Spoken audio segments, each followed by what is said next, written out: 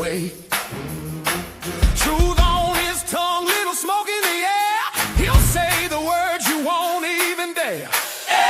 Key unleashed, unleashed and unfiltered. Unleashed and unfiltered. Coast to coast and shore to shore we roll. Politics and information. Infotainment, revelation. He talks Jesus, he talks real life. We are here for more elation unseen. Oh, the show starts now. He's unafraid. Telling the truth. Quiet. Faith in his heart, a little fire in his hand. We're having church on the air. Amen. Amen. One time for the truth. One time for the truth. Two times for the king. Three times for the king. Three times for Jimmy Lakey. Three times for Jimmy. Everybody.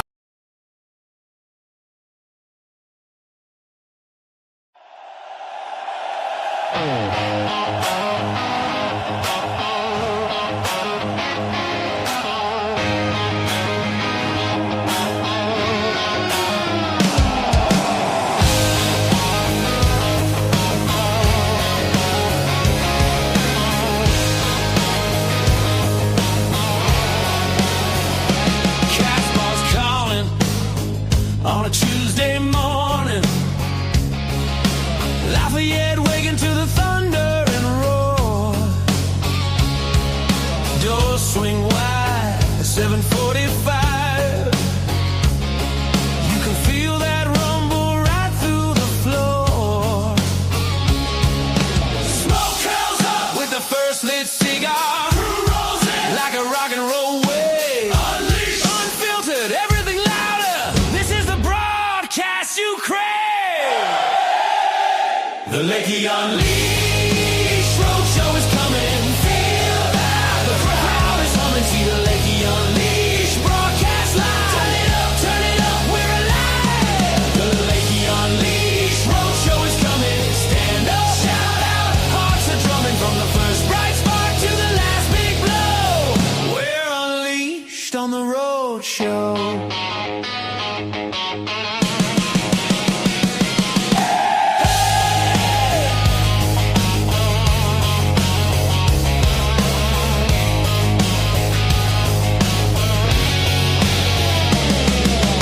8 a.m. and the amps are screaming.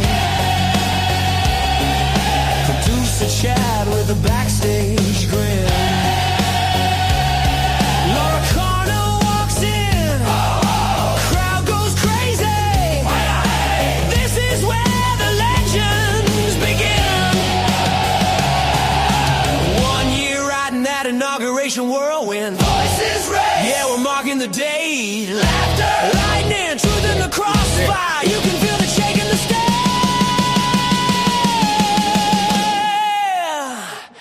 You can feel that shake in the state.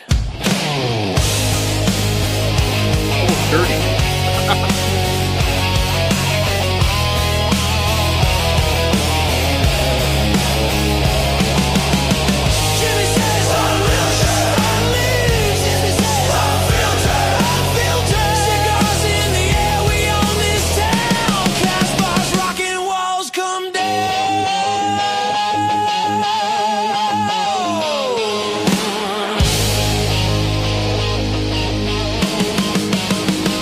The Lakey Unleashed Roadshow is coming. Feel that the crowd is humming. See the Lakey Unleashed broadcast live. Turn it up, we're alive. The Lakey Unleashed Roadshow is coming. Stand up, shout out, hearts are drumming from the first bright spark to the last big blow. We're unleashed on the roadshow. All right, welcome to the program, everybody. It's Tuesday, the 20th day of January, year of our Lord, 2026. Laura Carno is staring at me. I don't know what to do. That scares me when she stares at me. It's been a long time since I had a woman glare at me like that. I don't know if that could end up in court here real soon. Good morning. We're live from Casbar Cigar, Lafayette, Colorado. Our first of the Roadshow tour this year. Texas, we're coming to you next. I'm telling you, we're coming to you next. How do you like the new headphones? They're kind of sexy, aren't they? They're noise canceling because there's a lot of noise in this room, and these are the earbuds I usually use. So Stacy Miller Pratt jumps in from Texas and asks if she can have a cigar. Listen, it's a free state you live in. You can have a cigar any damn time you want to. So thank you. Arloa jumps in on the screen from East Texas, and she says, good morning. So Arloa, we got the YouTube channel on over there. Was that flying there? You guys can see the comments here. Room full of mostly men. There's Judy Pfeiffer, good friend. Laura Carno's here. And yes, all the Famali stayed home. They all stayed home. It's a testosterone-laced room, and it's going to be good. All right, we got a big-time show for you today. If you don't have your if you're here in the house, don't forget there's burritos, there's bacon. I don't know if we haven't announced this. I hate to tease all of you on the program right now watching your cross on the live streams, wherever you're watching at. We have bacon wrapped cinnamon rolls here. They just arrived, compliments of Miss Judy Pfeiffer, and she just brought those in, and they're over there. So if you're in the room, you can go get a bacon wrapped cinnamon roll. If you're not in the room, don't be jealous. We're apologizing for you that you're not here. It sucks to be you, doesn't it? It sucks to be you. All right, who's going to jail in Minnesota? I vote for the Timmy Waltz. How will Tim Waltz fare in prison? I don't think Tim Waltz is going to do very well in prison. You're going to have to, that boy better have his soap on a rope. That's all I can tell you is Timmy Waltz is not going to do very well in prison. The mayor of Minneapolis, has that guy showered in a while? He looks kind of greasy and oily, and we'll talk about that throughout the course of the morning. There is a probe going on. I don't mean a prison probe for Timmy Waltz. There is a probe that's happening, and that is Don Limon is facing some investigation as to whether or not you can storm a church building. And there's two acts in place. One of those was yesterday, the FACE Act, which basically you can't block access to a building or a place of worship. It was passed by the old Democrats because they didn't want old ladies singing hymns and praying in front of abortion clinics and said you can't block the access to abortion clinics. And so some old ladies went to jail, and President Trump pardoned them. Well, Don Limon has also violated something called the KKK Act. That was back when the Democrats had the KKK as their activist arm, and the KKK was not allowed to intimidate you, storm into a house of worship. So Don Limon, he may be denying it, but Don Lemon has actually been put on notice by the Department of Justice that he is being looked at for violating two federal laws. And so Don Limon could be a cellmate of Tim Waltz, and that would probably be very good for both of them. Who's the little spoon in that one? I don't know, Tim Waltz or Don Limon. I don't know who's the big spoon. Is it Timmy or is it Don Limon? I'm not sure. Both of them better keep their soap on a rope. But seriously, the DOJ, Department of Justice Civil Rights Division, has put ex-CNN host Don Limon on notice for joining an anti-ICE protest and interrupting a house of worship. This is according to Harmeet Dillon. She is the Civil Rights Division chief, and she's now saying that there's a full-on investigation. The Assistant Attorney General has already confirmed that they're investigating for federal freedom of access to clinics entrance by church crashers, and also a old civil rights, Civil War type of early 1900s bill that said you cannot intimidate in church with the KKK. So Don and Timmy, you might want to see if you can face trial in the exact same place so that you can be cellmates together. Also, last night, anybody watch college football? I watched the college football. There's something about Fernando that I like. I like Fernando Mendoza. He's a sharp guy. Played a very nice game. Did you see that play where they thought they were going to do the field goal? The field goal is going to go up, and then they decide, heck, let's put Fernando back on the field. And I said, well, put Fernando back on the field. And the guy dives across 6-7 yards out, goes in, sacrifices his body, and that was a very good win for the Indiana team. If you're a Miami fan, sucks to be you. But, hey, go Fernando. I like Fernando. Did very, very good. Anybody see the Donald Trump reception he got last night? They like old Donald at the NCAA National Championship. He appeared on the screen, and the crowd goes wild for him, and so we can talk more about that. What is it about Donald Trump? He makes it to all these sporting events. He goes to wrestling events, or that's not wrestling. What's that called, producer Chad? WWF? UCF, thank you. He goes to the UCF events. They love him. UFC. We don't know what we're talking about here. Sports is not our. If we can talk politics, and we'll know that. But the thing where they beat each other up, that's the one. They like him there. They like him there as well. So yeah, that was a good. See Donald Trump singing the national anthem and has had his grandkids right there. And I know the left doesn't like to humanize the guy, but doggone it, he's a pretty good guy, and he's got grandkids. And first and foremost, he's there, and the crowd goes wild. I thought that was pretty exciting. All right, all this stuff in Minnesota, when will it end? How will it end? And is anybody going to go to jail? We see these protests. We see these riots. President Trump has yet stalled on declaring the Insurrection Act, where he could send troops in there and calm things down. Maybe he should, maybe he shouldn't, but is anybody ever going to go to jail for all the destruction and violence they're doing in the state of Minnesota, assaulting officers? And here's what I wish the administration would do. President Trump, I'm looking right in my camera right now. If you're watching this show, which you're probably not, but if you could be possibly watching the show later, maybe you're going to listen on the podcast. He probably listens on the podcast. I'm thinking he does. President Trump, we'd like to know who's getting charged in this stuff. Start handing out the perp sheet. Start showing us their mug shots. Hopefully somebody's getting their ass arrested there in the great state of Minnesota, or formerly great state of Minnesota. So I think that would be a great deterrent if they started releasing the names of everybody that's been arrested, the charges filed against them. And here's another great question. Is Kamala Harris going to start bailing these people out? Remember the George Floyd riots? Kamala Harris was paying bail as soon as they went to jail. Kamala Harris went over there and she said they're going to keep protesting. She was part of the bailout campaign. I'd like to know if anybody's bailing these sons of guns out. So let us know, President Trump, or whoever can do that. Release all the names one by one. Let everybody know which families were involved, which parents were involved, which kids were involved. Let us know. We'd like to know who's being charged on this nonsense. It's happening over and over again in the great state of Minnesota. So we would like to know that. Anybody here? I've said this for a long time. Mexico is a narco-terrorist state, just like Venezuela is. It's a state that is somewhat problematic in importing drugs into this country. And now there's a story out that Mexico's not real happy with America, and they have decided to further weaponize illegal immigration to punish the United States. I'll give the details here. And this is, you can find this on Just the News. It'll go up on my Facebook page, facebook.com/Jimmy Lakey fan page. In February of 2023, Jose Gerardo Rodolfo Fernando Noronha. That's his name. I didn't give him his name. His mama evidently had lots of people to name it after. Let me say it again for those of you playing the home game. Jose Gerardo Rodolfo Fernando Noronha. I thought John Jacob Jingleheimer Schmidt was a longer who used to sing as a kid. I want to do it again just because I want to practice my Spanish, and I feel like I could go to a Mexican restaurant after the show. Jose Gerardo Rodolfo Fernandez Noronha. See how I got the little trill on the end there? I practiced hard for that. He's a member of the Mexican Parliament, in case you didn't know who he was.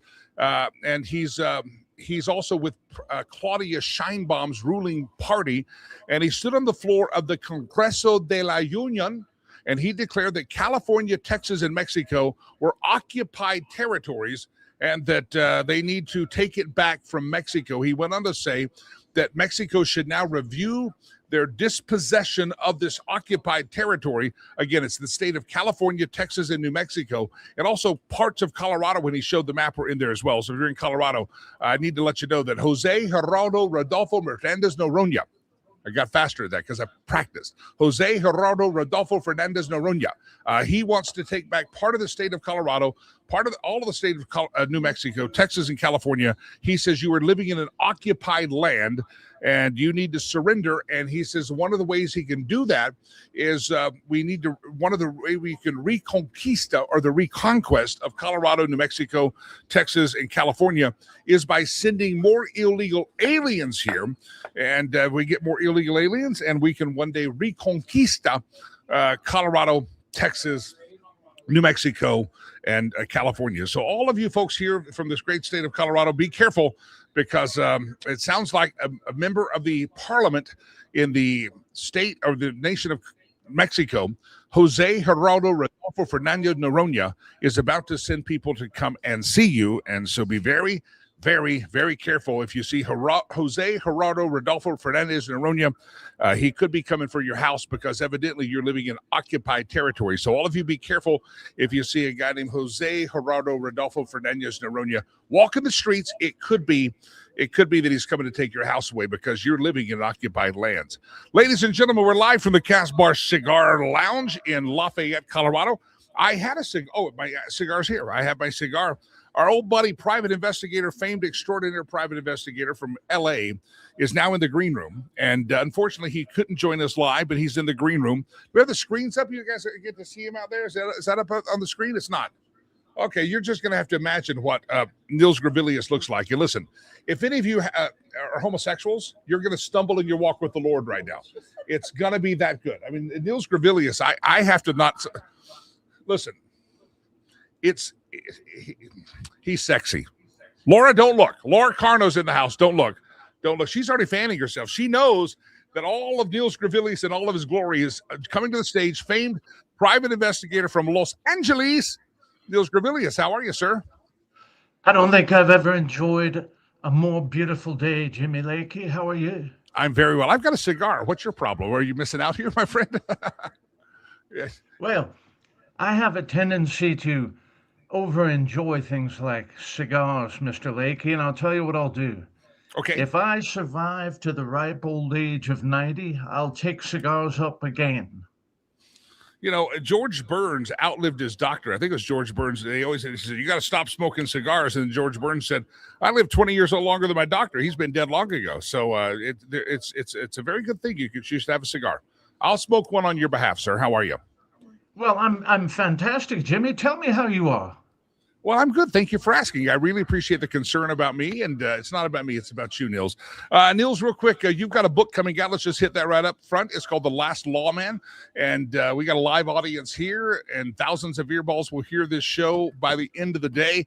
Talk about your book. It's your experience, your memoirs as a private detective and investigator from based out of California, but talk about the new book that's coming out. Then we'll give you some news stories.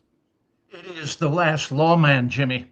It is more than 30 years of street experience, apprehending fugitives, investigating public corruption, picking apart conspiracies that are actual, not theoretical, recovering stolen property, finding dead men when the police are a bit too conflicted or busy, things like that. It's called Nothing The Last Lawman. serious. People can get it on Amazon. They can pre-order that thing and have it shipped to their door. You're a lawman. Let me ask you a question is about what we're watching in Minneapolis. We have these trained resistors that are out there, paid agitators, if you will, that are causing problems for ICE. Give me your thoughts as a law expert, a crime expert, and also we have this story about this Renee Good lady that was trained. We still don't have the videotape of her wife. Give me your thoughts. So you're watching this from a different perspective than the rest of us, Nils Gravilius. What are your thoughts on the crimes being committed in Minneapolis against ICE? Well, it's a crime committed against the entire country when they obstruct justice, and that's the problem. We're allowing two countries to exist within our borders. This is an awful lot like Fort Sumter in 1860, Jimmy. They don't want to live under the laws of the country, yet when they hold power, they ruthlessly enforce all laws within the country. I think Eric Holder took a lot of time and trouble to establish in the courts the certainty that the states cannot enforce immigration law, as you'll recall. Mm-hmm. So they want it both ways. And really, they don't care about illegal aliens, and they don't care about Renee Good. And I don't hate Renee Good, and I don't hate this woman, her wife, that sort of thing. In a way, they're pathetic. Their entire lives are wrapped up in Marxist organizing, that sort of thing. They were imported to Minneapolis to do this. You can't identify any business, any employer, that sort of thing. Their money is coming from NGOs, meaning probably from taxpayers as well as from men like George Soros.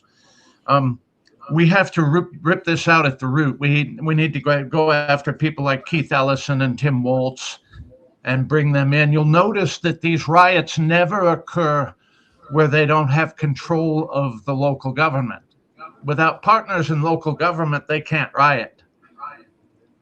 Yeah. If you're listening later on the program, it's a podcast version. You don't see his name on the screen. It's Nils Gravilius, famed private detective, and talking about Minneapolis. They're hearing now that not just are the Department of Justice looking into Timmy Waltz and to Keith Ellison for obstruction of justice. Now we're hearing that television guy, Don Lemon, for obstructing a house of worship on Sunday with a bunch of protesters interrupting. He's being looked at by the Civil Rights Division of the Department of Justice. Give me your thoughts on that, Niels.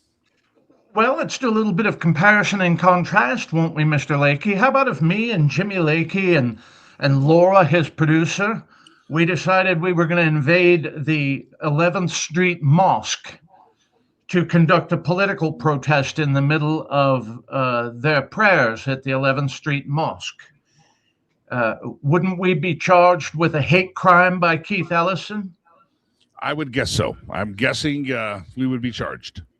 So under the 14th Amendment of the United States Constitution, that's inequality under the law. And I think Harmeet Dillon is going to land on these protesters and probably Attorney General Ellison like a collapsing building. Ellison says that, you have to put up with it. You're running your church services. You have to allow people to riot inside your church. I promise you, if you go into his mosque and riot inside his mosque, you're going to get arrested and charged. Yeah. You're going to get a beat down from the Islamic parishioners, and you're going to get charged with a hate crime. So let's give them a bit of their sauce. Let's pour the sauce on their goose and their gander. What do you say, Mr. Lakey? I pour the sauce on the goose and the gander. I got to process that one. It sounds like a Thanksgiving meal about to happen. I'm not exactly sure how this is going to work. But what's good for the goose, Niels, is good for the gander. So the name of the book is The Last Lawman. It will be delivered in June. It's available for pre-order on Amazon. Some of you know a little bit about the Pinkerton service. I want to assure you, Jimmy Lakey, that we operated in almost complete secrecy, almost like an espionage agency around Southern California, protecting people, protecting institutions, identifying malefactors making threats, recovering stolen property, undercover narcotics operations, anything that could tickle your imagination and those of your viewers, Mr. Lakey. Nils Gravilius, I know you're a big fan of Dan Bongino. He's now served his time in the government. He's back in the private sector.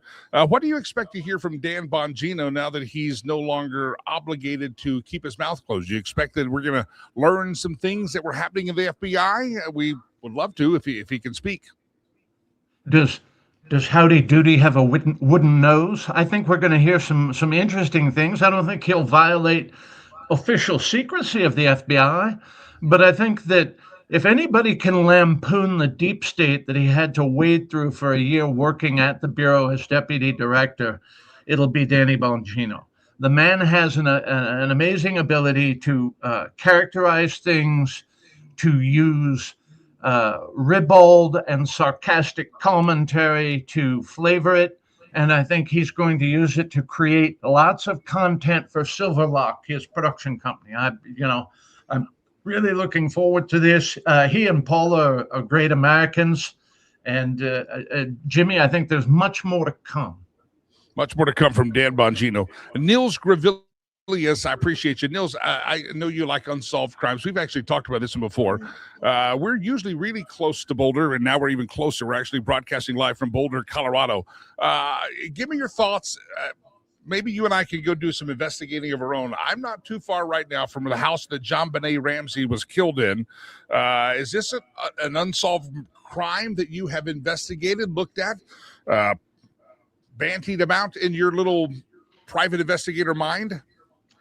I've looked at this over and over again, Jimmy, and this is what I'm going to say. I think that the way that the police approached the whole thing from the very start makes prosecuting any identified suspect extremely difficult. They treated it as a kidnapping at first and then contaminated their own crime scene.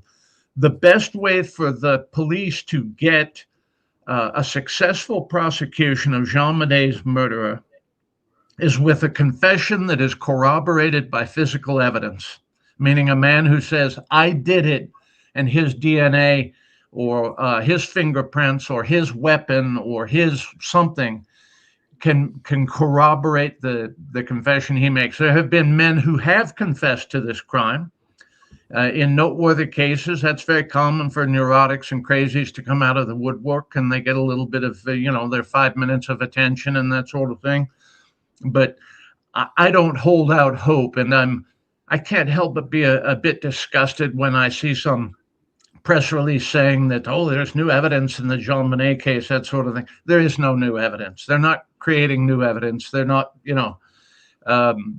my belief is that the Boulder police know who did or have a very good idea who did this and probably interviewed that person or attempted to interview that person several times. So you think they actually know and just don't have the evidence to bring a charge? Well, there's probably one or two detectives who say, I think this guy did it. This guy's good for it. But the way that it was mishandled and the fact that the person is lawyered up or something like that, they just can't drive the case forward pending, unless there's some new break in the case. And there is no new break. I've heard this 20 times since her murder, that they got new evidence, that sort of thing. And I have not seen anything to suggest that they are anywhere near solving this. Let me ask you, you're a famed private investigator, writing a book called The Last Lawman, all your years in the Pinkerton Service, your own private investigative firm. Is there any unsolved mystery or crime in America that you're like, please give me a crack at it. Let me have the evidence. I think I could make a case for you. Is there one that keeps Detective Nils Gravilius awake at night? Ashley Oakland. She was a realtor murdered in 2011 in West Des Moines, Iowa. She was showing a model home. She was conducting like an open house at a model home. And she was shot twice and died. Attractive young woman. There's a lot of talk of realtors being murdered in various states, showing homes by opportunistic predators.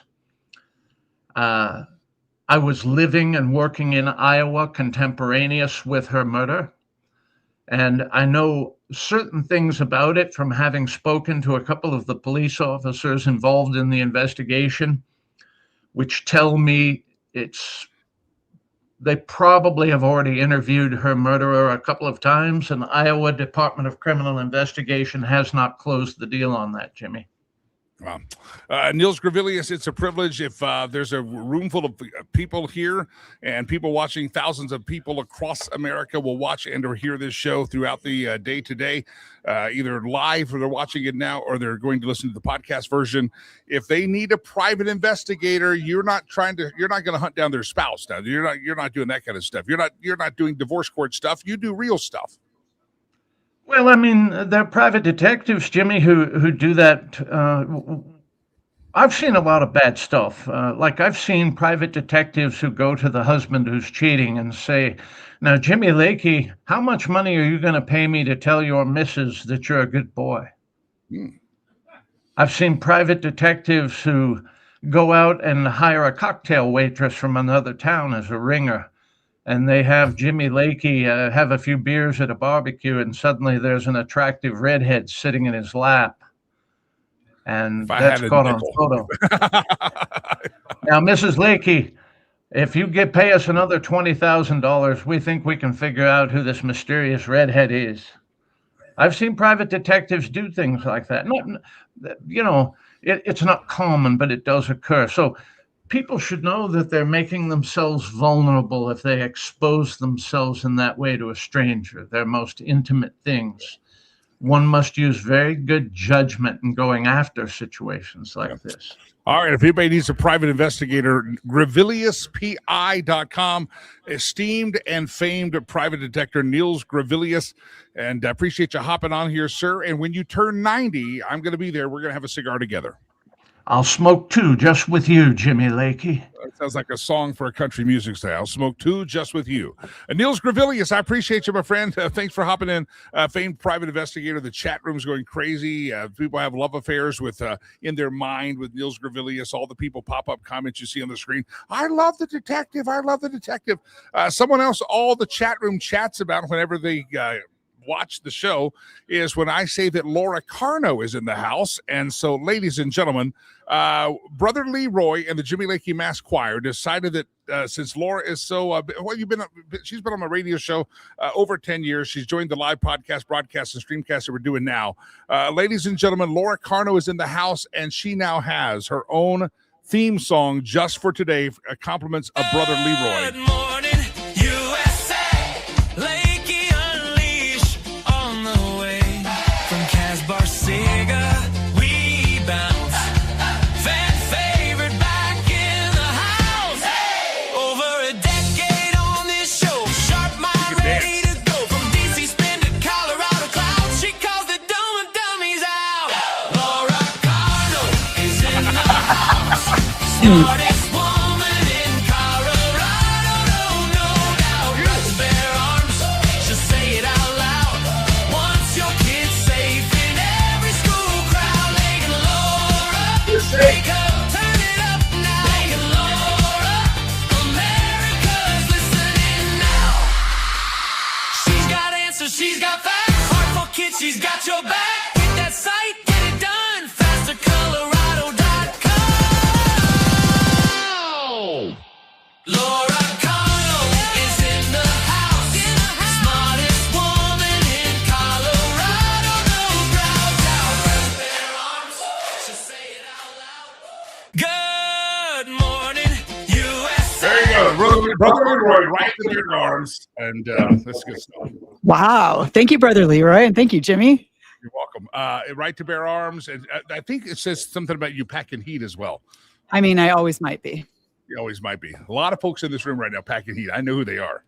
This is what I understand. Yes. I see the jackwagons that comment in their chat room. And so we make sure we're fully protected. And I make sure you're closer to the door than I am. That's what we do.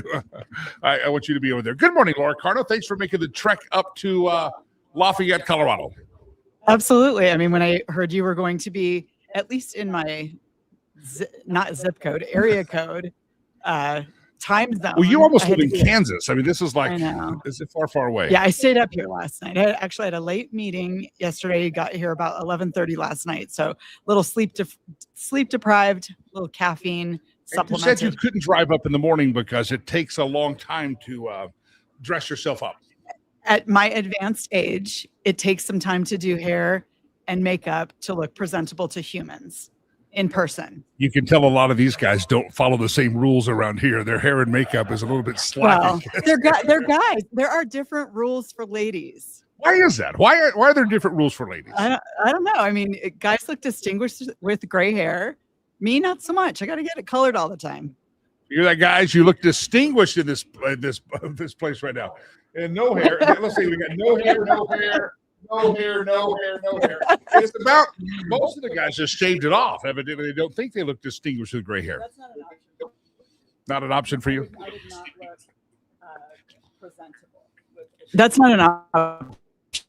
That mic is cutting out, I think, a little bit. I don't know if you can check that. All right, ladies and gentlemen, Laura Carno is in the house. Good to have you here. Laura, Laura Carno, you have fastcolorado.org. I'm getting a weird feedback there. Presentable. I hope it's not going good. Shaved head. I think we had a glitch in the matrix there. It sounded strange. A glitch in the matrix. Laura, first of all, tell everybody what Faster Colorado does, who you are. You're Laura Carno, but Faster Colorado is your organization. You're keeping school kids safe and making sure if the school shooting does occur, that the teachers and staff are ready to take it on.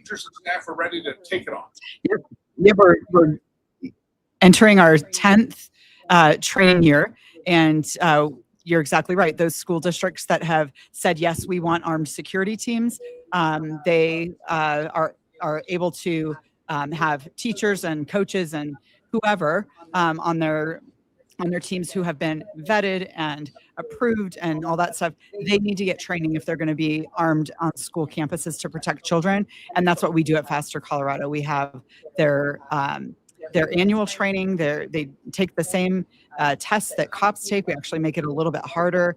And a great group of people. We've trained over 500 people in the last 10 years. So it's people can go to fastercolorado.org, find out more. I would recommend that people look at the Our Team tab and see all of the vast experience that our instructors have. They really make the program work. See, you get all sorts of comments. I just looked in the chat room, and unfortunately, our monitor is not working here for people here can see it. But Stacy Miller Pratt just said, "We love that smart woman, Laura." No one ever says they love that smart guy, Jimmy. I can't help that, Jimmy. Well, you're welcome. All right, we're here because it's the 1-year anniversary of the Trump inauguration.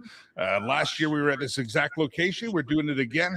Let's talk about the first year of the Trump administration. If you could give it a grade, would it be an A, B, C, D, or F? How would you grade the thing? Well, it's kind of like saying you go to high school and you got to have maybe you get an A in science, but an F in math or something like that.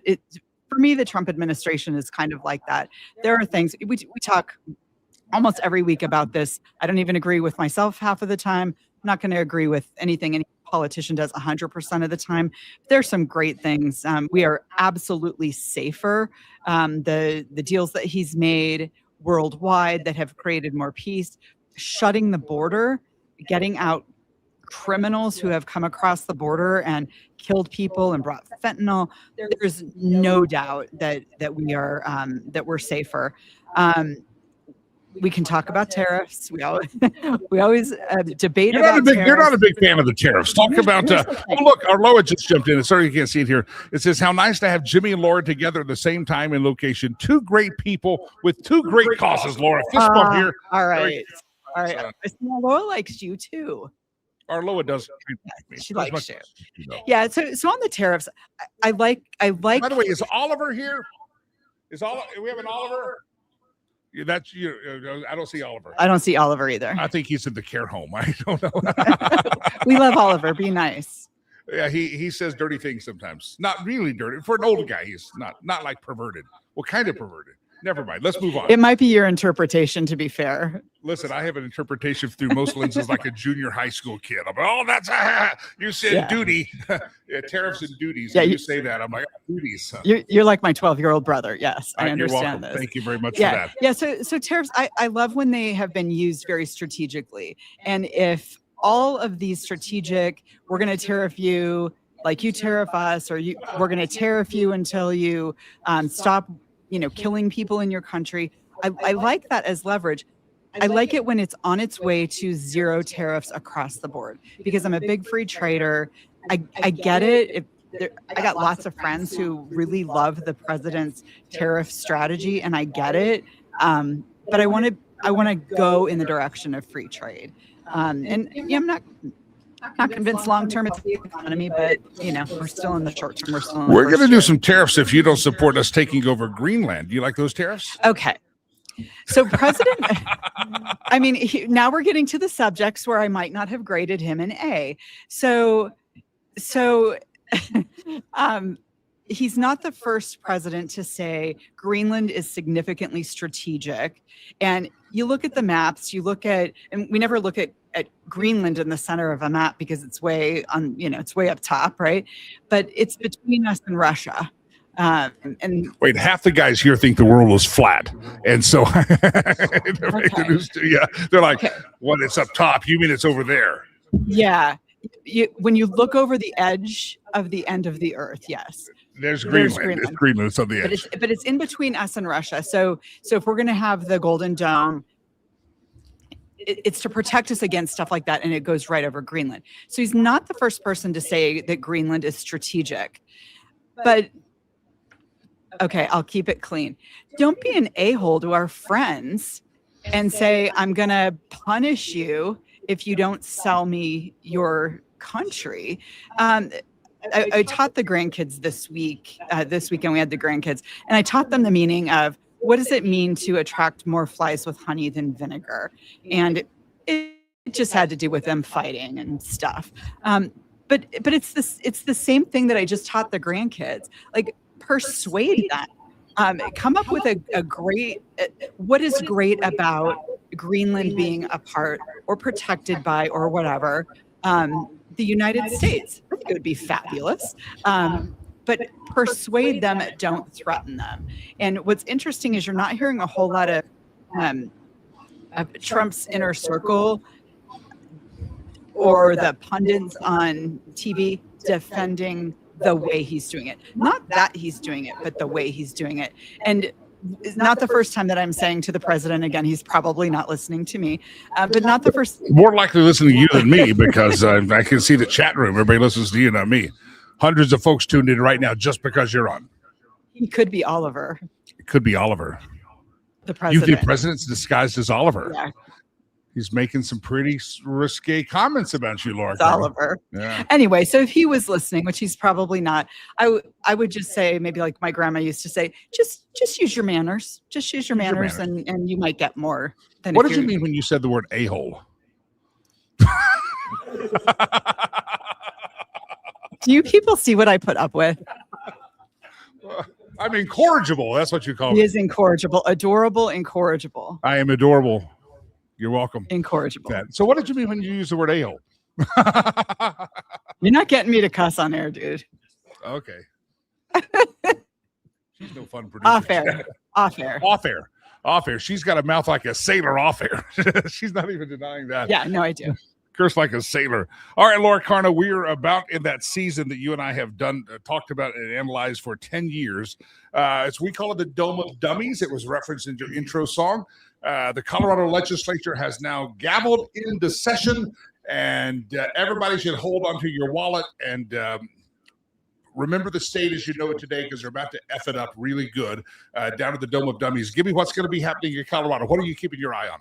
Yes, we need to remember that no man's life, liberty, or property is safe while the legislature is in session. An old phrase that is we remember every year. So the Democrats have been in charge of absolutely everything for a very long time. So they had last year, they passed all of the liberal stuff. And so the question this year is what is left for them to do? And they passed a bunch of stuff saying, for example, we're going to make energy more affordable. We're going to solve violent crime. And they passed all these laws that were supposed to do that. Everybody listening and everybody in this room knew that they were lying. They're just trying to get their socialist utopia where, everybody is unsafe and poor. So you would think that somebody there would say, hey, we did these things, which were all of the solutions were more government, and they didn't work to make us safer or to reduce our energy costs or, maybe keep our energy on when there's wind, for example. But what their answer is this year, how about even more government? So it's going to be very interesting to see what that all looks like, not just because they still have every seat of power here, but it's also we're coming up on an election. So these state legislators are going to need to run on something. Michael Bennet or Phil Wise or whoever's going to be their gubernatorial nominee, they are going to be saddled with Jared Polis's record. And so it's going to be very interesting to see how they play that. You mentioned Jared Polis. We're almost done with Jared. Is Jared Polis going to moderate his viewpoints and finally say, well, I want to be national, so I need to be more moderate? Or is this giving him carte blanche now that he's a lame duck to be the bat crap crazy libtard that he probably really wants to be? Or is he going to pose so that he can run for national office? Yeah, and that's the question. Do you think that he's done with his political career, or do you think he wants to run for president? I think he wants to run for president.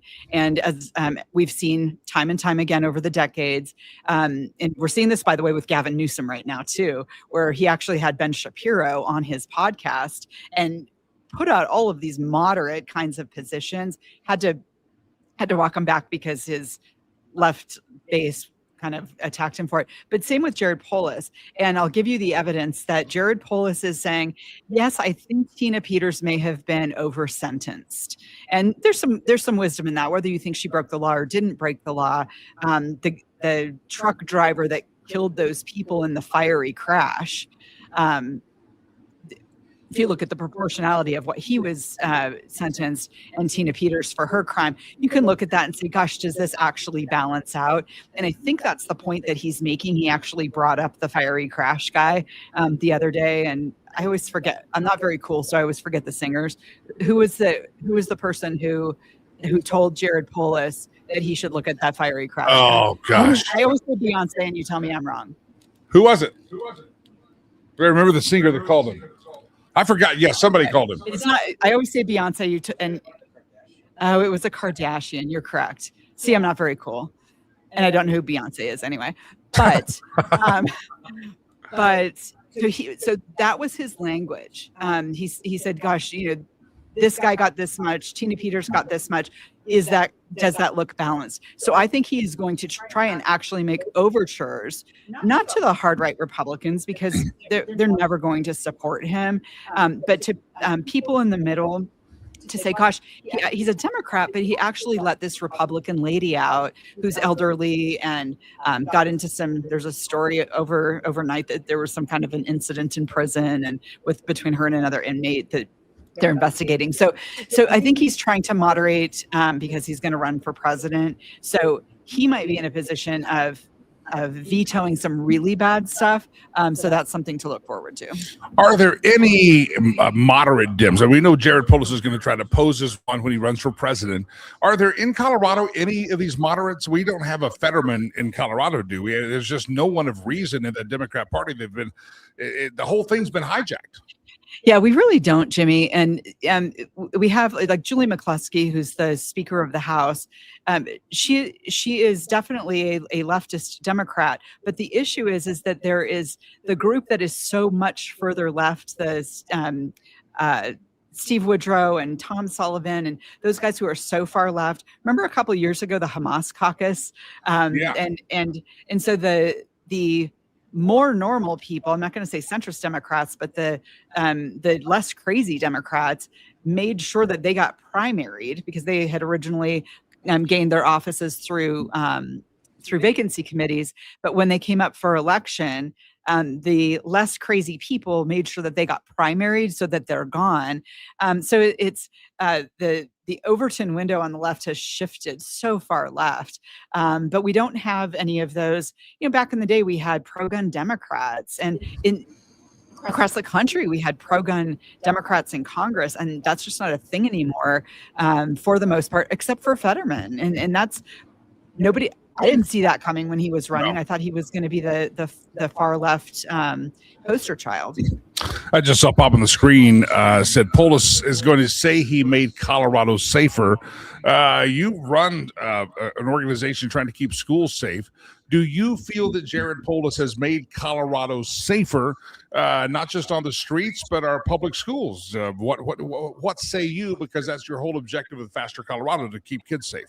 Right. And so it's not just schools, but it's like we are number one in a whole bunch of crime now. And back in 2013, when we're still number one in bank robbery. I don't know if anybody knows that. We're still number one in bank robbery. Isn't that crazy? And we've had more school shootings than any other state. But those 2013 gun laws, where they looked us in the eye and said, you will be safer because of these gun laws.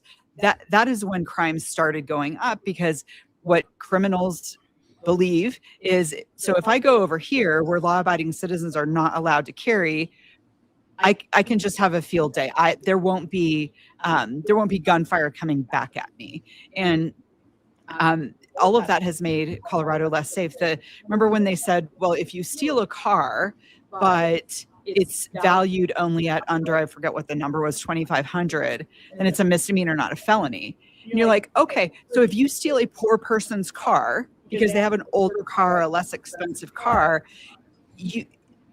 now you have an incentive because it's a lesser crime. But if you go steal somebody's fancy car, like your fancy car, Jimmy, then it's a felony. You're welcome. Then it's a felony, and it's like, why do the Democrats hate poor people? Why did you just pass a law saying go take the poor people's car and leave the rich people's cars alone? They passed so many laws like that, and even the Republicans tried to say tried to increase penalties when people use guns for crimes. You would think if we are trying to reduce gun crime, that a law that says if you use a gun in the commission of a crime, you get extra penalties, and the Democrats killed it because they didn't want a good gun bill sponsored by Republicans to pass. Wow. If you're listening later in the day to the podcast version, that's Laura Carno, her website, fastercolorado.com, fastercolorado.com. Or org. Or .org. Both work. Definitely .org. .org. Yes. Fastercolorado.org. Sorry. Got to tell Brother Leroy he got it wrong in the song. It's as okay. Well. You know what? My fancy car. I miss my Porsche. I really do. I got rid of it. You know what I'm driving right at this moment? This today. Tell me. The last 2 Sundays of my life, my car. It's my mother moved to memory care, so I brought her car here to Colorado, and so I've been driving around her little car. And the last 2 Sundays, that car has left me stranded in an intersection on the side of the road. Tow truck in, they can't figure it out. My car's at the shop. Neighbor of mine loaned me a little Mazda for the day to drive around because my car's in the shop. Don't give me a lip about my fancy car. I miss my Porsche so much. You're a man of the people today. I'm a man of the people today. A man of the people. Yeah, I'm a man of the people. This thing actually has heater in it where it works, I think. Does it have the windows that roll down like this? No, it's a good Mazda. It's a good Mazda, but I'm driving it, and it's different. It's different, yeah. But so I basically say I'm driving an old lady's car for my daily driver now because I have my mother's old car because she's not driving anymore, and it's so fancy. She had a mobility scooter that it has a crane in the back of it. Open the back of this Toyota, it will lift up a mobility scooter, but I don't need one. But I've actually thought about maybe I could get a better parking spot if I used I don't know. I thought about zipping in here this morning in a mobility scooter just to feel fancy, but then I'm not in the right car to do that. So, okay, and you wanted people to feel sorry for you. You don't feel sorry for me? Not a bit. Laura Carno, fastercolorado.org. Last question about the state legislature. What should we be watching? Gun laws, cultural attacks? Are we going to get? What will the Democrats attack next down the state legislature? Because Republicans pretty much have no say in the legislature. Yeah, for sure. I'm going to be keeping an eye on the gun bills for sure. There's already a gun bill that dropped about red flag laws, and now this bill seeks to expand the number of people, the types of people who can red flag somebody, and we all can agree that we don't want criminally mentally ill people to be getting guns. I think we all can agree on that. But these laws can be so misused, and they have been so misused across the country. So if they expand it to everybody who's been on your radio show, and you and I get in a fight, which we would never do because we love each other after 10 years. But if you keep expanding the number of people who can red flag somebody, you can have an ex-girlfriend, an ex-boyfriend, an ex-husband say, yeah, that person is really dangerous, go take their guns. And we can't have law enforcement going after innocent people with zero due process. So these red flag laws are very fraught with danger. But we're going to keep an eye. Are we going to see another attempted assault weapon ban, that kind of thing? One thing that's interesting is that the Democrats have increased the number of Democrats on committees. Sometimes they look like 5-4, 6-3, that kind of thing. They've expanded even more the number of Democrats because the more normal Democrats don't believe that they have the votes to keep the really crazy stuff out. So they've had to increase the number of normal Democrats so that they can offset the number of crazy Democrats. Laura Carno, you made a long trek up here. You still don't feel sorry for me. You had your own song. That's okay. I am honored by the song, and I'm happy to see you. And you gave me 5 exclamation points on an email saying you're looking forward to seeing me. So I think you were really happy about this. Laura Carno, it's a pleasure. Thank you very much. LauraCarno.org.com or fastercolorado.org. Laura is there in just a minute. By the way, Michael Letts is in the green room. We'll bring him up in just a second. And after Michael Letts, R.P. Newman is going to be on the program. He's a retired recon Marine ground combat veteran, author of 17 books and the forthcoming Iran's War of Annihilation. He's a guest analyst on Fox News, Newsmax, and others, terrorism consultant. He's coming up in just a couple of minutes after Michael Letts. R.P. Newman, those of us who are close to him, we know him as Gunny Bob, but R.P. Newman is how, if you watch Fox News or Newsmax, you know him as R.P. Newman. So R.P. Newman coming up live in the house as well. I see that Roger, who's actually sitting over to my left, is on the screen, says he feels sorry for me. So Roger, thank you for your sympathy. I appreciate it. It's going to be a $1,600 repair on that car. 2 times it's been on the tow truck. The last 2 Sundays it's left me stranded. This past Sunday, I was went out in the intersection, and I had to wait for a Good Samaritan to help me push it out of the intersection. You should have seen it. It was a sight to behold. Is that Jimmy Lakey pushing the car? Look at his fat ass. That's what they said. I know they said it. They thought it, but I pushed it. I was winded, but I managed. It worked out all right. All right, let's go to Michael Letts. By the way, Sherry Cree has arrived, one of our great sponsors of the show, homeswithsherry.com. This is the time if you want to sell your home in Colorado or you want to buy a home in Colorado, you got to talk to Sherry. Get that strategery together. Get your program together. We've talked about this with Sherry. She's on with us every Friday. She's in the house here at Casbar Cigar in Lafayette for the live road show today. And we talked about that sometimes she's known sellers that waited a little bit longer to sell a home, and their selling price ended up being thousands or tens of thousands of dollars less than what it could have been because they waited. So if you're looking to sell your home, you're in Colorado, you got to talk to Sherry.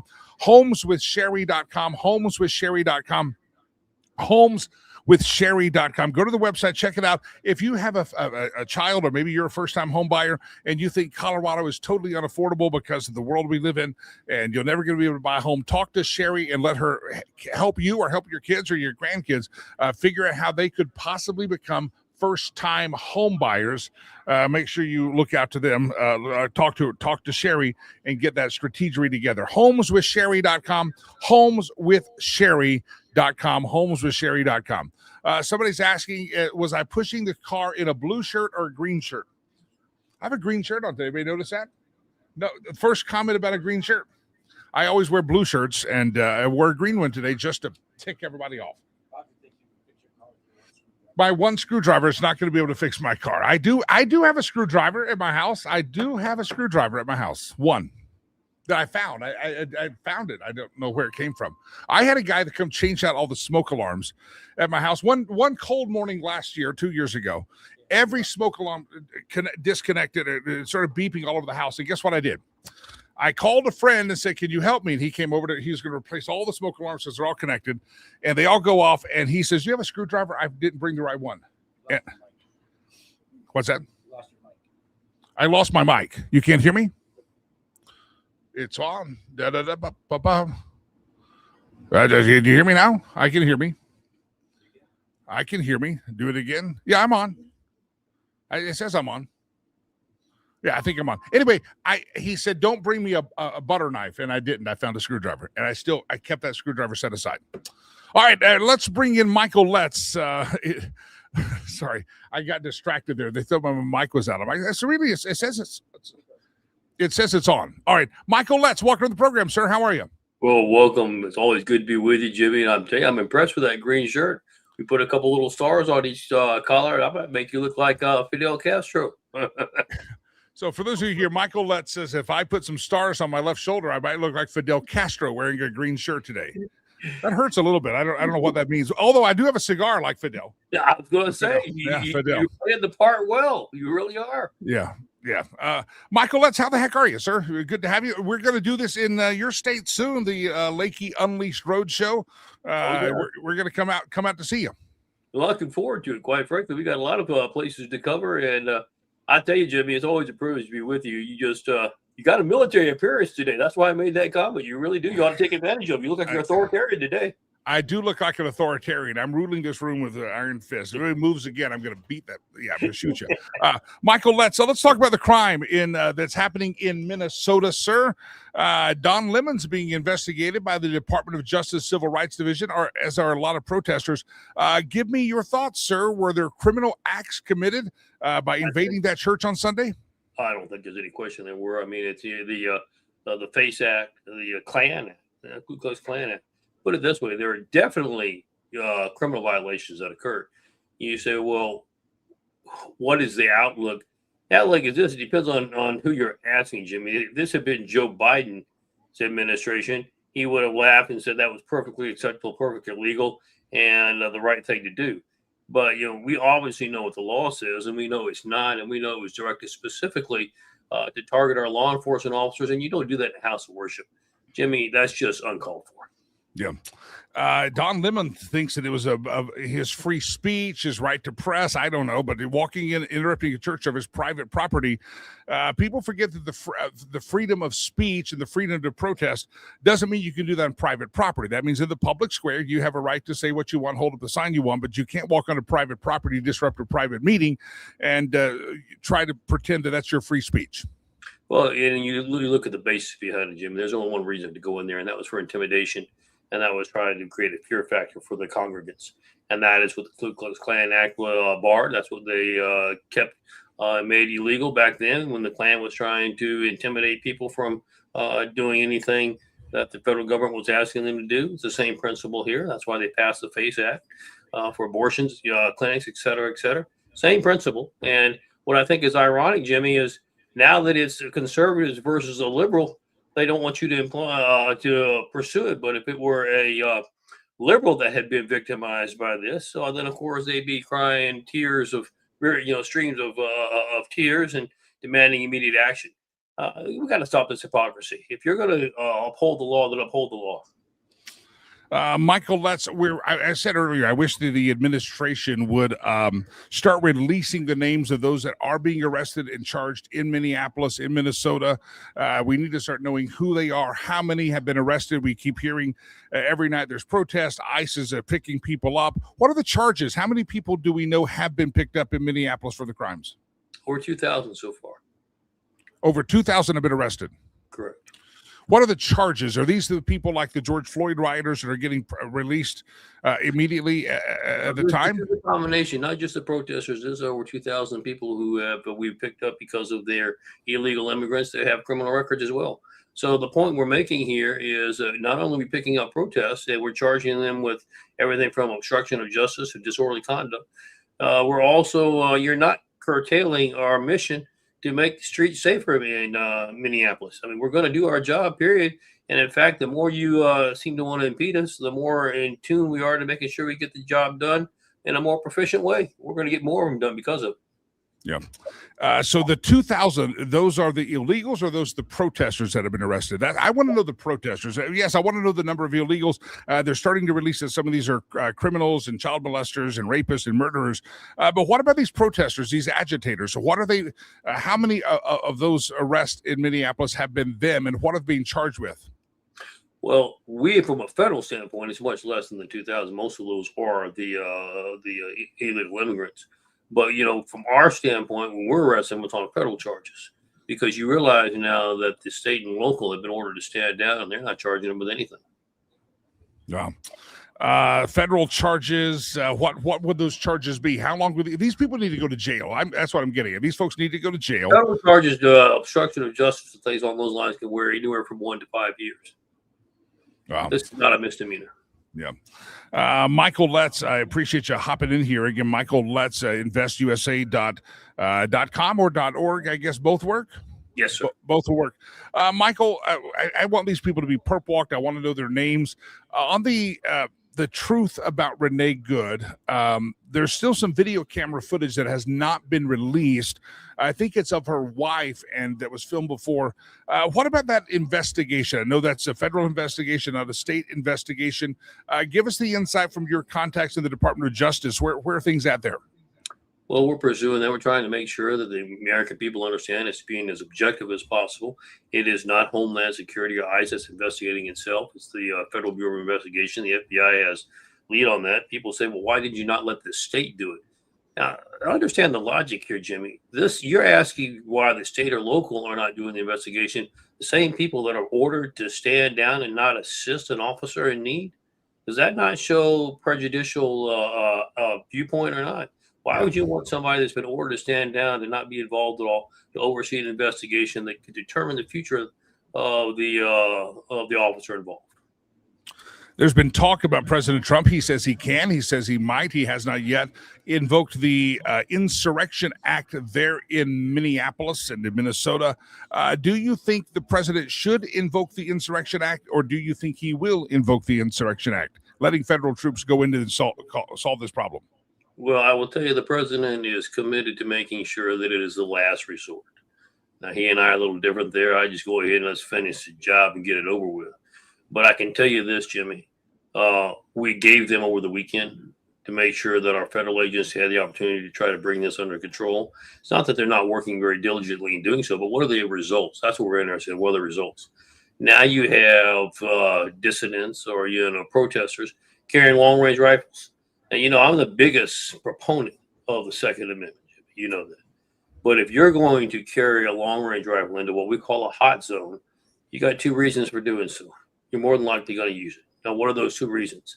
Either you're defending yourself or you're going to use it for nefarious purposes. Well, I can tell you, if you're talking about defending yourself, it's not ICE agents that are coming after you. So that's a invalid reason for carrying it. If you're using it because you're going to try to intimidate or threaten federal officers, that's a recipe for disaster, and that's a very poor judgment call. So that's what's happened over the weekend. You've got them doing that. And the second thing is, of course, what we just talked about. We're now getting to the point where we feel like we can raid church services. That's never going to stand. We are never going to, in this country, allow mobs to circulate around and disrupt religious services or anything else. We're not governed by mobs. We are a nation of law. The president has been over backwards. He's doing so again this morning. Try to give him a little extra time, but that's why we have our troops already in position, Jimmy. They just need the word. Word won't take more than a couple minutes to relay, and we'll be cleaning this mess up real quickly. I put on the screen something that I think is fantastic, because it triggers the minds of the week left. That in 2015, Barry Hussein Obama, who's the Lord and Savior of many of the left, he awarded Tom Homan the Presidential Award of Service for making America safer at ICE. There's the image of Barry doing that. 10 years later, liberals want to kill Tom Homan. It's the same Tom, but it's a different Democrat party. There's the screenshot there of the presentation of the award. What's happened to the Democrat Party in the last 10 years? They were giving him an award. Barack Obama was known as the deporter-in-chief. What happened to that party? They used to celebrate deportations. Now they do not. They become very gullible. What do I mean by that? Well, most of these are paid activists, okay? You've got your George Soroses, among others, that are paying and funding these kind of revolts and these riots. And then you've got a bunch of white female Democrats who are, I'm just going to call it like it is, Jimmy. I'm sorry. I'll let you deal with all the calls that come in afterwards after I get off the show. But, you've got all that, for some reason, miss the fat lesbians is what we have going on there. Fat lesbians with blue hair. Exactly. They missed their opportunity to show that maternal instinct. So now they've turned that maternal instinct into taking care of a bunch of thugs and murderous illegal immigrants. Why they chose that is beyond me. I think they've got a screw loose. Well, they probably got two of them loose, actually. But that's what they're turning it on to now, and they think they're showing that they're being mama bear, but they just picked the wrong person. They picked the wrong entity to do so. It clawed them for wanting to have that maternal instinct, but boy, they sure missed the boat when they decided where to apply it to. Yeah. I wish they'd just take their Subaru Outbacks and go home. That's what I just wish they would just move right along, take the Subarus and head on home. You mentioned the paid agitators, and I think most of these folks there's probably some real well-meaning people that are holding sign up. I respect that. And hold a sign up all you want. That's your free speech to do it. But when you're out there blocking traffic, you're going through training to do this, you're getting paid to be out there freezing your tatooties off I don't know what a tatootie is, but they're freezing them off. They've been frozen like a wart. Freeze your tatooties off. You're freezing your tatooties off out there. I'm going to stick with that word, tatooties. And you're getting paid to do so. Is the Department of Justice going to look into any of these folks? But, are they declaring this as income? Are they hiding this income? They've got to be getting paid for this. We're already looking into it, Jimmy. And one of the things we're looking into it is RICO. I mean, this is a well-coordinated movement all across the country. And that's what the RICO laws were established for. And quite frankly, it's time we implement them. And I can't think of a better scenario than to doing it here, Jimmy. Our future is at stake. Our children and our grandchildren's future is at stake. I thought it was interesting. I saw a little clip one of the agents sent to me where they had pulled over a mom who was trying to harass, follow, call where they're at. Her first defense was, I'm just a mom. I'm just a mom. Please don't arrest me. And fortunately, they just said, okay, we're going to give you a break. Go home. Don't ever let you see you again.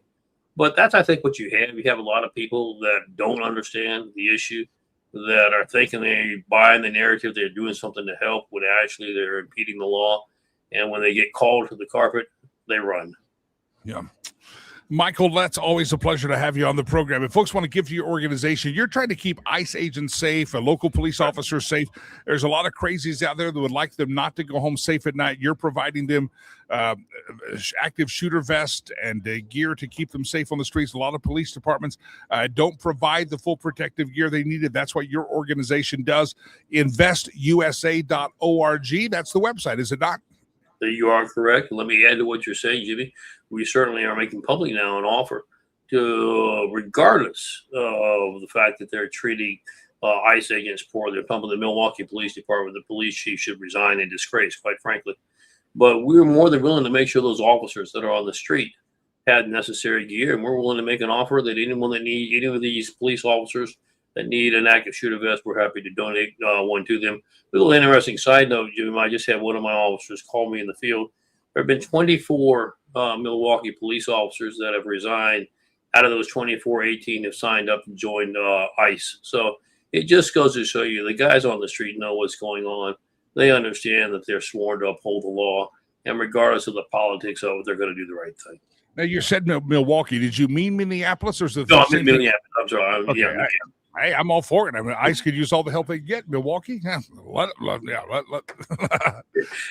we'll do that. Hey, this problem is occurring all across Minnesota. So any agency in that area needs the assistance, feel free to contact us. We're happy to assist. InvestUSA.org, InvestUSA.org. Michael, that's always a pleasure. Look forward to our next conversation. Folks should go to InvestUSA.org, throw you a couple of bucks and help the officers. Everybody wants to go home safe at night. I want all the protesters to go home safe at night. I want the protesters to go home safe at night. Everybody go home safe at night. Even the illegals, I want them to go home safe every night to whatever country they come from. I'm all for safety. I agree. You know, one of the things I'm going to laugh at, Jimmy, as we close is I want to make sure you and I do our own show together in Cuba when Cuba is free. So when Cuba's free, we'll do a show together. Now we're going to do a road show together, right? I understand we're doing a road show together. So, all right, Michael Letts, it's a pleasure, and I'm going to see if I can get some stars on my shirt. So as you said, I look like Fidel Castro. That's right. I said you drink that cigar. We'll go down to Cuba when we free them, and we're going to have a blast. Let's go free them today because they get good cigars down there. Let's do it. Michael, that's a pleasure, my friend. Thanks for hopping on InvestUSA.org, InvestUSA.org. If you're joining us late, we're broadcasting live for the anniversary of the inauguration of President Donald John Trump. It's a Tuesday morning, the 20th day of January, live from the Casbar Cigar in Lafayette, our first of many road shows across the country this year. We appreciate all of you tuning in. Thousands and thousands of earballs and eyeballs will hear and see this show throughout the day.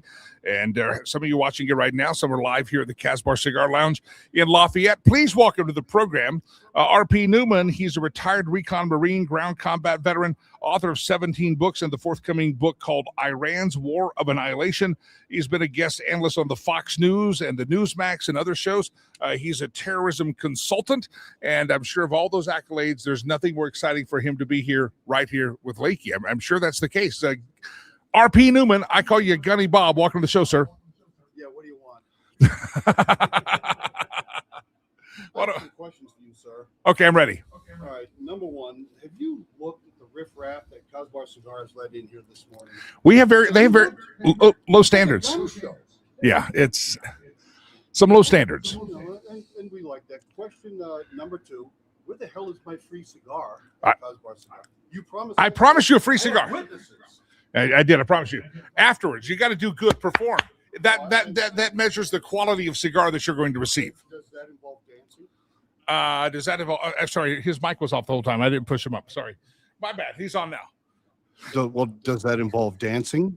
Dancing? Yes. Producer Chad will dance for you. It's a lap dance. That's great. Okay. And another question that's very important here. Are you in on the real estate deal that I'm developing in Greenland? because that's what President Trump's really after. They have huge codfish up there, as well as Atlantic halibut, and it's pronounced halibut. I'm from Maine, not halibut. Okay, Not halibut. I heard that over there. You know, but when you look at all the news, how do you say scallops? Scallops. Scallops, yeah. That's right. I ordered scallops one time in the Northeast, and they looked at me as if I was a foreigner. Yes, where are you at? Like Scallops. Legal Seafood in Boston or something up in the up in the North End. They have one there. And I said, yeah, I mean scallops. Yeah, right. Of course, but fried clams are better. But we got to get in on this deal. My fishing lodge is going to be opening soon. As soon as I get it built and buy land. You know, not necessarily in that order, but President Trump is very interested up there in Greenland. People are freaking out because of the way he negotiates. If you ever read his book, Art of the Deal, this is how he negotiates. Yeah. He starts high and then works his way down. And it's very important for the Golden Dome system. Many analysts believe. Some say, "Oh no, you don't really need Greenland." One thing that's also breaking in the news, in part because of me, but is a company out of Israel called Lafayette Advanced Defense Systems, and they have what is now called the Iron Beam. It is deployed throughout Israel. This thing is a laser with a max capacity of 240 kilowatts, and it can intercept even hypersonic missiles. It would be great to have those up there.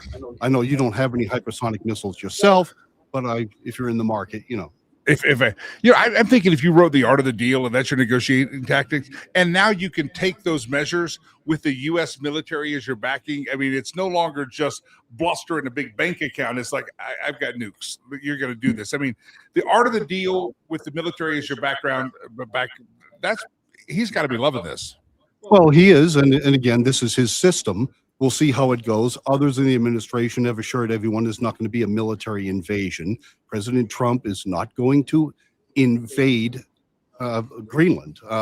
Denmark owns that, and when you look at NATO, that would be frowned upon. But again, this is simply how he negotiates. Yeah. And when you look at all the metric tons of rare earth minerals that are available, we want to compete with China on those. China has the biggest load of those, and those materials aren't just for your cell phone; they're for defense applications as well. As a terrorism consultant and expert kind of in threats to America, we hear about the shipping lanes, we hear about Russia and China. Is that a real threat up there? Is it really about the minerals, or is it a real threat, that Arctic Sea and shipping corridors? It's a potential threat. It's economically as well. When you look at the two routes that go up there, so it's strategically located that way as well. And we'll just have to see how this one shakes out. There's a lot of other things, of course, happening around the world. The president's very busy. In my view, he's the best president since the great Ronald Reagan. And he has goals. He's come through on an awful lot of promises that he made on the campaign trail. And a lot of people aren't liking that, namely the left side of politics in America. And we're seeing the result here and abroad. Yeah. But the voice of R.P. Newman, if you're listening later, thousands of people hear this show later in the day and watch the show later. Some of you are watching it live. R.P. Newman is my guest. We'll talk about his upcoming book. It's called Iran's War of Annihilation. Let's go to Iran. Let's talk about that. I know you've been on some Newsmax and Fox News shows about this. The president said, don't cross the red line, don't kill people. The president said help is on the way to the Iranian people. Here we are a week and a half, almost 2 weeks later, and we have, to my knowledge, at least publicly, not taken any move to help the people of Iran who are on the streets. What's happening right now? What's happened over the last 2 weeks in Iran? Well, he hasn't made any public moves to help them. He has promised to help the USS Abraham Lincoln, supercarrier and her battle group. Yesterday was traversing the Malacca Strait off Singapore and running up through there. It's going to take several more days to get there. Are there assets on the ground that we've already positioned in case the president gives the order to kinetically, in some fashion, assist the protesters who are trying to overthrow the 12er Shia regime run by the supreme leader, Ayatollah Ali Khamenei? And he has options. And many people are wondering, like, okay, but Iran has options as well. Yes, they do. One of the things that did not happen this past summer during the dust-up that we, Israel, and Iran had together, as well as some British warships were involved as well, Well, when you look at things like that, you have to look at their Navy. And the IRGC, the Islamic Revolutionary Guard Corps, which is the terrorist group responsible for organizations like the Quds Force, et cetera, who operate at various levels in 87 countries, doesn't mean they're operating all there right now. They have operated at various levels when it comes to operational art. And so that entire Navy is intact, and they have a lot of vessels. Do we have countermeasures? Yeah, we do. We have a lot. But right now, we've noticed that they've been moving a lot of sea mines out of their depots closer to the vessels that can launch these mines. And we've seen what happens when the Persian Gulf gets mined. It can affect oil prices and a lot of other things. And so something we're looking at there as well. But our capabilities are outstanding. We have the finest Navy in the world. And there are Marines in the neighborhood over there. There's no Marine Expeditionary Unit there, a MU, at the moment, but they are readily deployable, and we also have flyaway capability. In your prediction, would there be boots on the ground in Iran? Is this going to be an all-aerial attack and drones and missiles? Selective targets when it comes to ground. And you don't always have to do that either, because we have other methods. But boots on the ground in a place like Karg Island, which is the main oil export facility in the Persian Gulf for the Iranian terrorist regime. That is something of great interest. And you look at ports and cities like Bandar Abbas, which is right close to the Strait of Hormuz, the entrance, to the Persian Gulf. That's a situation as well. But all manner of very smart people are planning this. And Iran is nervous. The Ayatollah is nervous. What's left of the generals that Iran had until June, they're nervous as well, because in Venezuela, the president demonstrated our prowess there. Does that automatically transfer to spectacular no KIA, no killed in action results in Iran? No, it does not. Even not quite as advanced weaponry can kill you. And the Department of War under Secretary Hegseth is very aware of this, and there's a lot of planning going on. Options. One of the keys to warfare. Options. The protesters, the freedom fighters, whatever we want to call them, they have seemingly disbanded their protest on the streets. Obviously, they'd still like to be free.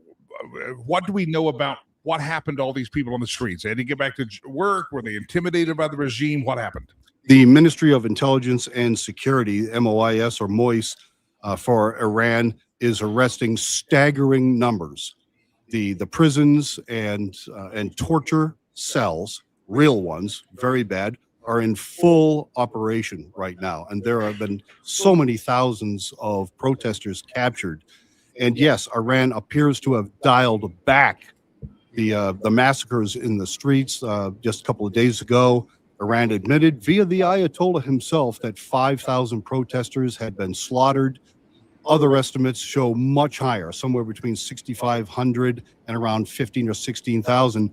What's the real number?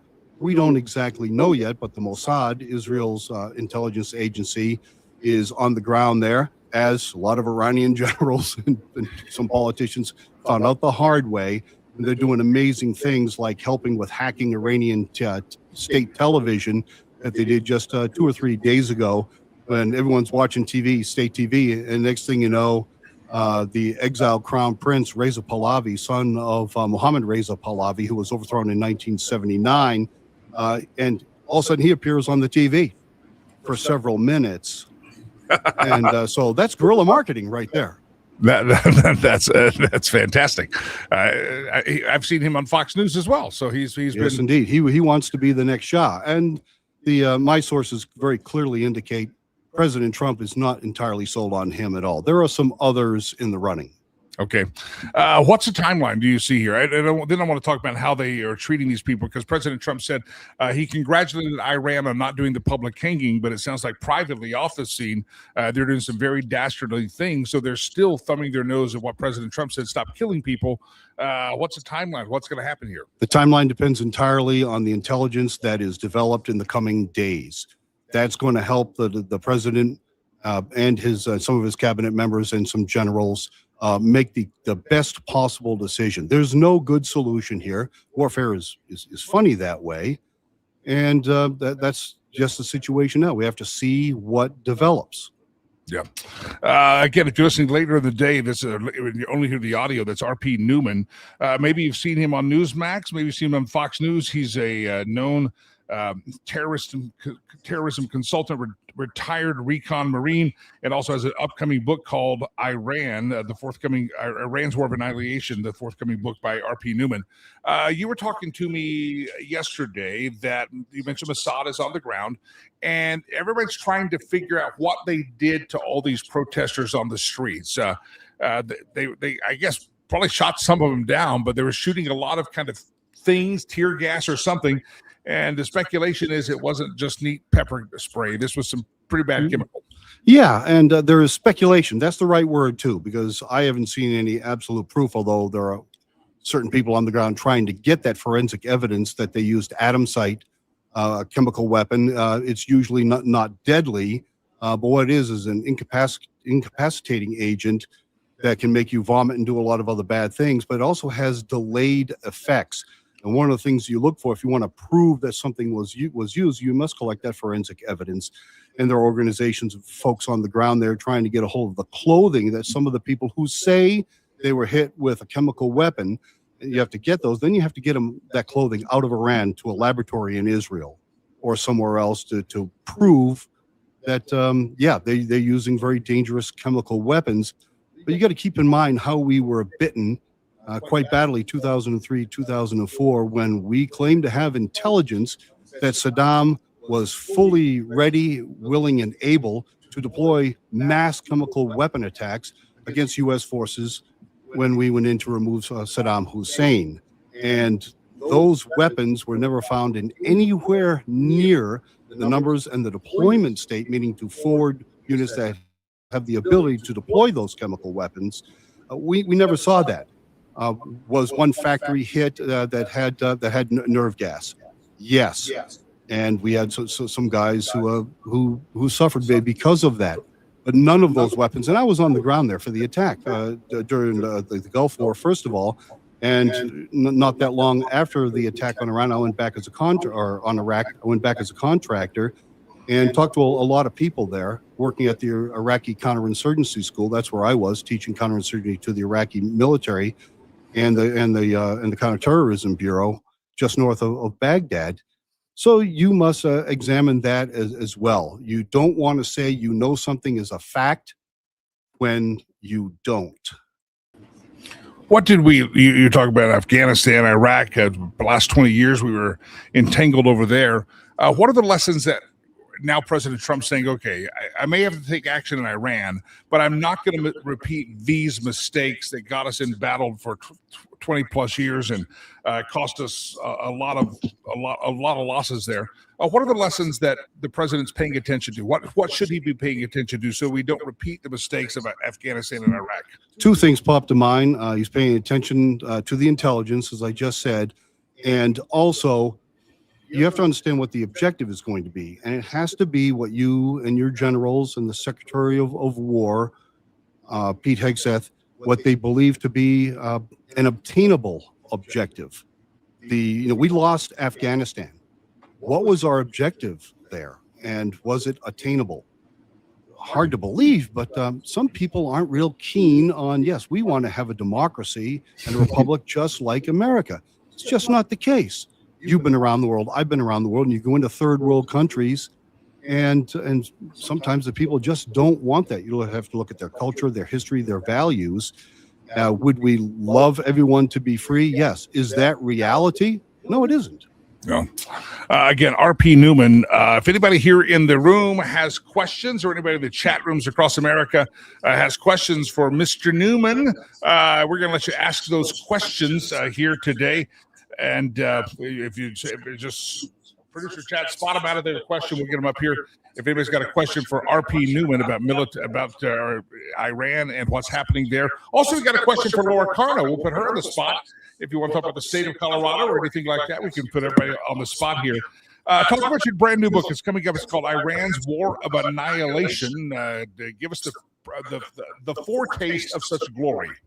This book, I already have the publisher lined up. This is not one of those books where you publish it yourself and then you have to do everything. I actually use regular publishers for all of my books. And the subtitle is The Inside Story of Iran, Israel, America, and the UK at the Edge of Armageddon. And it covers 1979 to 2026. So many things have been happening in the shadows. Remarkable things, from the use of Iran using proxies around the world to conduct their business, and as a terrorist group. And we're going to look at we're going to look at causation, and chapter 9 in this 85,000 word book is going to have some very close looks at the future. What might happen? What can Iran do? What is Iran willing to do? And simply because you can do something, because you have this weapon or you have these people or these terrorist groups, doesn't mean that you actually will deploy them. Do I expect Iran to continue with their acts of terror around the world? Absolutely, 100%. From August to December of last year, Iran sent billions of dollars, a huge increase in funding for Hezbollah, and we have a long history with Hezbollah, starting with the bombing in October of 1983 of the Marine Amphibious Unit Barracks at Beirut International Airport. That was Hezbollah, and the whole thing was funded by Iran. Somebody's mentioning, I just saw the word pop up. I don't know what they're saying, may be irrelevant, but they said cyber war. We have cyber warfare. We have the warfare. Is it possible to change things in Iran in this situation just with cyber war taking over the televisions? Or is kinetic war the only way we're going to be able to solve the real problem? No, you can't use just, and in this case, you're probably not going to just use air power as we did with Operation Midnight Hammer when we sent the B-2s to visit some nuclear sites in Iran. These are complex operations. If we go in there kinetically, it'll absolutely involve a heavy cyber factor to it. It's not going to be the only thing. And that is something that a lot of people are considering right now, and it's being war gamed to hell by the Pentagon and other organizations were involved. Like, what can we bring? What comprehensive measures can we bring to not only overthrow the regime, if that's what the president says to do, but establish what comes later? In revolutionary warfare, what comes after the revolution has sometimes in history proven to be the more difficult aspect of the operation. Yeah. I keep hearing we're not looking for regime change. We're not going to change the regime. We just want those guys out. It's going to leave a vacuum. How do we avoid the problem of regime change? We haven't been good on that in the past. No, we're trying it out right now in Venezuela. We'll see how that works out. That ball is very much in play, but you have to look at the future here and what it's going to take. One of the things, Jimmy, that it's going to take is support of the American people.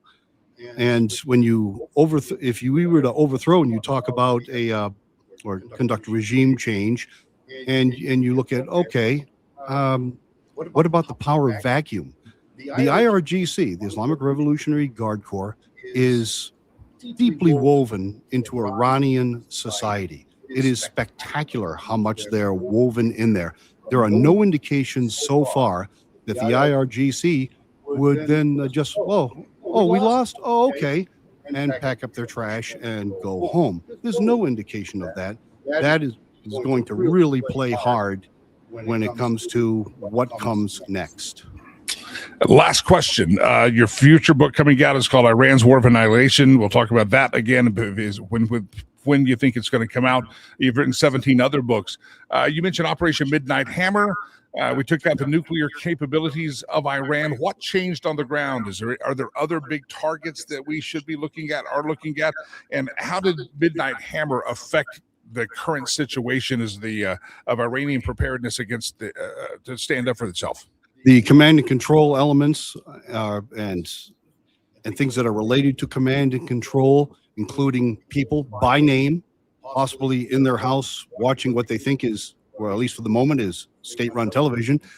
And that's one of the things you're going to look at. But also, how is it going to affect things economically when it comes to international commerce, especially with oil and other petroleum products going back and forth inside the Persian Gulf? You have to look at that as well. This is not going to be super easy in my estimation. Would we be successful? I believe so, provided our intelligence is great and we have not only an actionable objective, but one that has some legs to it. We can accomplish it, and it's not going to cause extreme problems in the future. Any questions in the house for R.P. Newman? If so, let them be known now. Any questions in the house?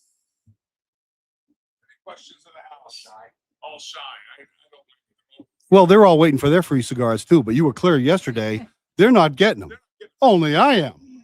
Thank you. Thank you very much. Well, I think not to name names, but the initials are Padron 4000, and I was just saying. And was it one cigar or was it a box? It was one. We'll clarify that it was one cigar, sir. How many people here think it was a box? I share. Oh, look at all the hands go up. Oh, okay. Yep. Well, lies can be very valuable. I mean, just ask AOC, Pelosi, Bubba Clinton. I did not have sex with that woman. Yeah. Okay. I think you've conducted psychological warfare here. No, I wouldn't do that. Yeah, it's important. You got to say cool stuff like, remember, no matter where you go, there you are. See, you throw that out there, people are going, wait a minute, what did he say? Profundity. You're the king of profundity. You said profundity. Wow. That's a real word. Yeah. Niels used ribald, but he pronounced it ribald. I don't know how you really say that. And I was a journalism major in college. Jeepers. Well, thank you, P. Newman. When is the new book out? We expect it out later this year. I'll finish it up in a month. Again, 9 chapters, 85,000 words, a foreword by an extremely well-known retired Marine with more combat history than Genghis Khan, or as John Kerry would say in congressional testimony, Gengis Khan. I don't know. I think you should have John Kerry on. He's still alive, isn't he? Is he still alive? I think he is still alive. Okay. Well, I don't see much of him, so that's good. Well, it's good. If he is alive, you're glad we're all glad we never saw much of John Kerry, especially in the presidency. He could have become the president. Yeah, he was a little close. Yeah. A long face, kind of a horse thing. He does. He always looks so sad. That's it. I mean, he's one of the richest men in the world. Why is he sad? He married into it. Well, no one said the man is always stupid. Yeah, he's not always. He shows the right married up financially. He's a capitalist. Absolutely. Yeah. Can you be a capitalist and a commie rat bastard at the same time? He seems to be pulling it off. I think he is. He's pulling it off. A commie and a commie rat bastard and a capitalist. He did it. R.P. Newman, the book. You've got 17 other books. What are they about? A lot of fly fishing, hunting, survival. One of my latest books came out from Paladin Press in 2011, Gorillas in the Mist. I ripped off Diane Fossey. She wrote Gorillas in the Mist. I wrote Gorillas in the Mist with 2 R's. Like yes, I did, but I said unfortunately she was murdered. You said gorillas. I kind of like that. Yeah, that's one of them. It was very popular when it came out, and it was good. And it was I was one of the first people to let everyone know that Hezbollah, and this is back in, I wrote it in 2010. It was published January 1st, 2011. Was that Hezbollah was long involved and is still on the ground in Venezuela, involved in the drug and the human trafficking trade, among other things. Any prognostication on Venezuela before we go? Let's see. I think that we'll see some more fishing available there, especially for Payara. This is the vampire fish. It's got big teeth like John Kerry. And I think we got a guy sitting here right now who's going to go with me in there. He's armed too, Roger, and we're going to go down there. We're going to catch Payara. That's my prognostication there. And with your new fishing camp that's going to be in Greenland. In Greenland, that's right. That's going to be exciting. You should see the size of the codfish up there in the halibut. They're absolutely huge. They're bigger than you. And if the Chinese come or the Russian, you're going to be right there on the front line to ward them off. No, I'm going to be teaching them fly fishing first. Get them relaxed, not paying attention, and then accidents happen. Accidents happen. You fell in the water. Oh, you're cold? Here, hold this rock. Do you see what Denmark, like they added an extra bobsled to protect Greenland, and the Europeans sent like 13 people over there to hold off America? Yeah, but it's an up-armored bobsled. It's not a slick, meaning it's unarmed. It's got weaponry on it. Yeah. Just lay in front of it and let it run you over. You'll see weapons. There's two of them. Those Chinese and Russians are going to stay away from Greenland now. They got a new bobsled. That's right. And plus, I don't think they know how to fish well anyway. Yeah. Gunny Bob, I call him. You call him R.P. Newman. His latest book is coming, Iran's War of Annihilation. Thank you, sir, for coming on the program. Thank you for your service to all of our veterans. We thank all of them for their service as well. And I appreciate you being here, sir. My pleasure. Shoot to maim. Yeah. Don't forget, I owe you a cigar. You think I would forget? You're so funny. You've been working on your material. That's really good. Profundity. Ooh, I'm going to use that tomorrow. Profundity. Yeah. I don't know if I can spell it, but I like saying it. Profundity. Well, I was the 1970 8th grade Thomaston Grammar School in Thomaston, Maine boys spelling champion. I was beaten by Kim Turner because I couldn't spell banquet. I have PTSD in part because of that. Wow. Banquet. Just spell it Coors. Coors. Coors. I know some of the Coors family, like Brad Coors. I've taken him fishing around. Michael Floorwax. We go fishing around the world. We catch big fish. It's got it.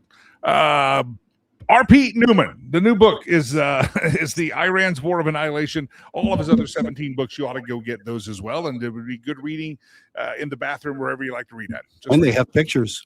They have pictures. I need that one. I want the ones with pictures. All right, ladies and gentlemen, wrapping it up from Casbar Cigar. Of course, we've had Miss Laura Carno here. There's Miss Laura Carno sitting there. There's R.P. Newman leaving. The crowd's here. We got bacon wrapped cinnamon rolls. I don't know if there's any left. I'm going to find out. Ladies and gentlemen, Brother Leroy has also put together a fine song for us. For the departure of the Lakey Road Show, an actual closure. Don't forget, if you feel it in your heart, move to the Lord. I'd like you to go to the website, Rivers Promise. You see the logo behind me.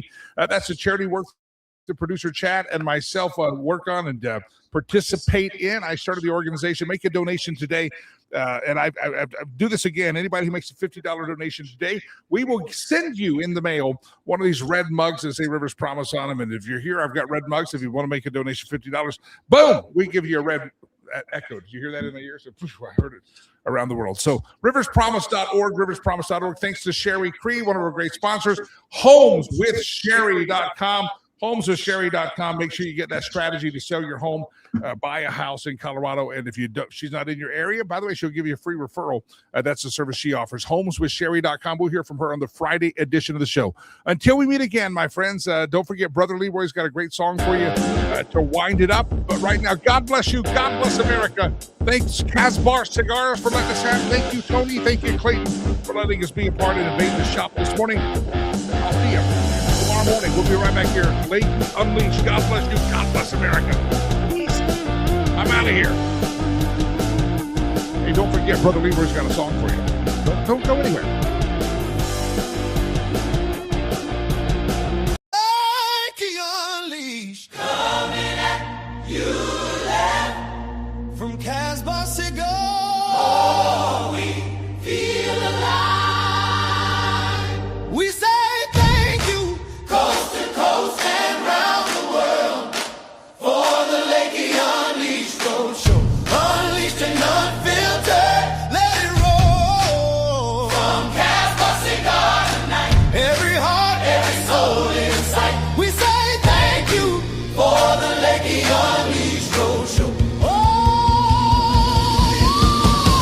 we thank our guests right now. Can I get a name, man, tonight? Michael Letson